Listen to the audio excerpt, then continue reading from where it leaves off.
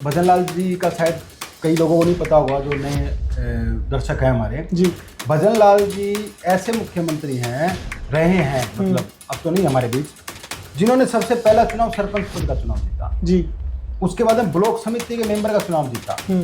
ये 1968 से पहले की बात है। वो ब्लॉक समिति के मेंबर बने और उसके बाद में उस दौरान पंडित रामजी लाल भी ब्लॉक समिति के मेंबर बने।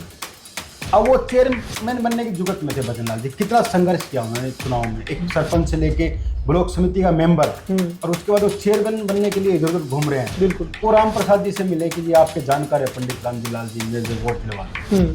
वो कोई बात नहीं जी, उनके टर्न थे राम प्रसाद जी, क्योंकि कुछ लकड़ियाँ खरीदनी, कुछ और खरीदनी, काठमंडी में उनकी दुकान थी। तो उन्होंने रामजी लाल जी से मुलाकात करा दी और उनकी बड़ी अच्छी दोस्ती हुई और वो चेयरमैन भी बने भजनलाल जी।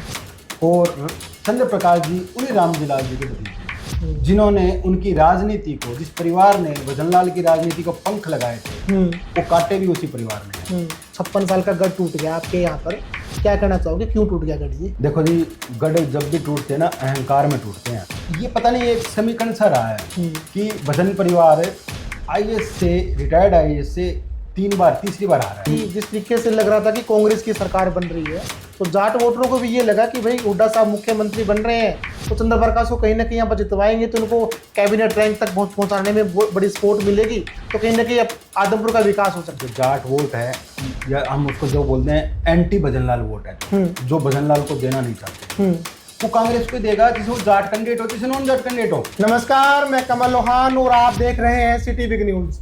लोकसभा चुनाव के बाद में हर किसी को विधानसभा चुनाव का इंतजार था। चुनाव हो चुके हैं, रिजल्ट भी आ चुके हैं और सरकार भी बनने वाली है, पर चीज़ें बहुत विपरीत हुई हैं। जो अनुमान था बिल्कुल उसके ऑपोजिट चीज़ें हुई हैं।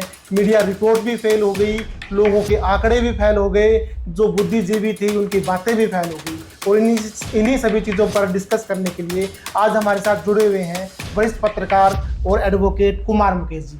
सर नमस्कार। नमस्कार। हिसार के अंदर बैठे हैं, हिसार से लगता है आदमपुर है, हिसार लोकसभा का हिस्सा है, आदमपुर विधानसभा। 56 साल का गढ़ टूट गया आपके यहाँ पर, क्या कहना चाहोगे, क्यों टूट गया गढ़ जी? देखो जी, गढ़ जब भी टूटते हैं ना, अहंकार में टूटते हैं। और एक गढ़ कांडा का भी टूटा, चलो कांडा का तो गढ़ क्या था, एक गढ़ अभय चौटाला का भी टूटा और एक गढ़ ये टूट गया। चलो बात करते हैं आदमपुर की। आदमपुर में जो कांग्रेस का कैंडिडेट था वो नॉन मतलब बिश्नोई ओबीसी समाज से था, जाट नहीं था, ओबीसी समाज से था, और वो जांगड़ा समाज से हैं और रिटायर्ड आईएएस। बिल्कुल। ये पता नहीं एक समीकरण सा रहा है कि भजन परिवार आईएएस से, रिटायर्ड आईएएस से तीसरी बार आ रहा है। पहली बार करनाल से भजनलाल जी आईडी स्वामी, जो रिटायर्ड आईएएस हुए जी, जो गृह राज्य मंत्री भी रहे वाजपेयी जी की गवर्नमेंट में, करनाल सीट से भजनलाल जी आ रहे हैं। पिछले लोकसभा चुनाव में, पिछले लोकसभा चुनाव में रिटायर्ड आईएएस ब्रिजेंद्र सिंह से भव्य बिश्नोई आ रहा लोकसभा चुनाव में। अब रिटायर्ड आईएएस से भव्य बिश्नोई विधानसभा चुनाव। तो यानी एक तो चलो ये तो तुक वाली बात है।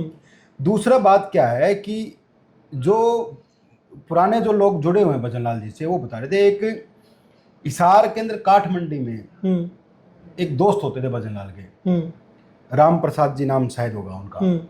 और भजनलाल जी का शायद कई लोगों को नहीं पता होगा, जो नए दर्शक हैं हमारे जी। भजनलाल जी ऐसे मुख्यमंत्री हैं, रहे हैं, मतलब अब तो नहीं हमारे बीच, जिन्होंने सबसे पहला चुनाव सरपंच पद का चुनाव जीता जी। उसके बाद में ब्लॉक समिति के मेंबर का चुनाव जीता। ये 1968 से पहले की बात है। वो ब्लॉक समिति के मेंबर बने और उसके बाद में उस दौरान पंडित रामजी लाल भी ब्लॉक समिति के मेंबर बने। अब वो चेयरमैन बनने की जुगत में थे भजनलाल जी। कितना संघर्ष किया उन्होंने चुनाव में, एक सरपंच से लेके ब्लॉक समिति का मेंबर, और उसके बाद वो चेयरमैन बनने के लिए इधर उधर घूम रहे हैं। बिल्कुल। वो राम प्रसाद जी से मिले कि जी आपके जानकार है पंडित रामजी लाल जी, मेरे वोट दिलवा दो। वो कोई बात नहीं जी, उनके टर्न थे राम प्रसाद जी, क्योंकि कुछ लकड़ियाँ खरीदनी, कुछ और खरीदनी, काठमंडी में उनकी दुकान थी। तो उन्होंने रामजी लाल जी से मुलाकात करा दी और उनकी बड़ी अच्छी दोस्ती हुई और वो चेयरमैन भी बने भजनलाल जी। और चंद्र प्रकाश जी उन्हीं रामजी लाल जी के भतीजे हैं, जिन्होंने उनकी राजनीति को, जिस परिवार ने भजनलाल की राजनीति को पंख लगाए थे, वो काटे भी उसी परिवार ने हैं। रीजन ये भी है सबसे बड़ा इस हार का, क्योंकि भजन लाल जी की डेथ के बाद में कुछ प्रोग्राम में हमने देखा राम जी लाल जी को वो तवज्जो नहीं मिली, हालांकि बाद में जब जो भजन लाल जी के टाइम पे उनको हाँ मिलती हाँ भजन लाल जी वास्तव में ना उनको भाई और परम सखा बोला जाता था उनको, तो मानते थे और उन्होंने रखा भी। उनको एक ब्लॉक समिति का चेयरमैन बनाया, उसके बाद उन्होंने राज्यसभा का एमपी भी बनाया उनको, तो उन्होंने उनको साथ रखा बिल्कुल। तो लेकिन उनकी डेथ के बाद में उनके साथ जो इज्जत होनी चाहिए वो नहीं हुई थी। तो हालांकि उनका इतना प्रभाव नहीं रहा होगा, उन्होंने देखा क्या है वो, लेकिन एक ना मैसेज तो जाता। हालांकि उसके बाद में कुलदीप जी ने संभले भी, उनके रखे भी, उनको जब पता लगा ये चीजें मीडिया में गलत जा रही हैं। तो एक तो ये कारण हो गया कि देखो आदमपुर में जांगड़ा वोट 10-12 हज़ार के आसपास बताए जाते हैं, तो ये जांगड़ा समाज से आते हैं, तो इसके कारण भी उनको वो वोट का फायदा हुआ। दूसरा सुभाष चंद्रा जी जो आदमपुर के हैं और आदमपुर में उन्होंने कुछ सहायता समूह खोले हैं, कुछ खेल नर्सरियां खोली है, काफ़ी मतलब काम किया है, काफ़ी अपने सुभाष चंद्रा फाउंडेशन ने वहाँ अच्छा काम किया है जी।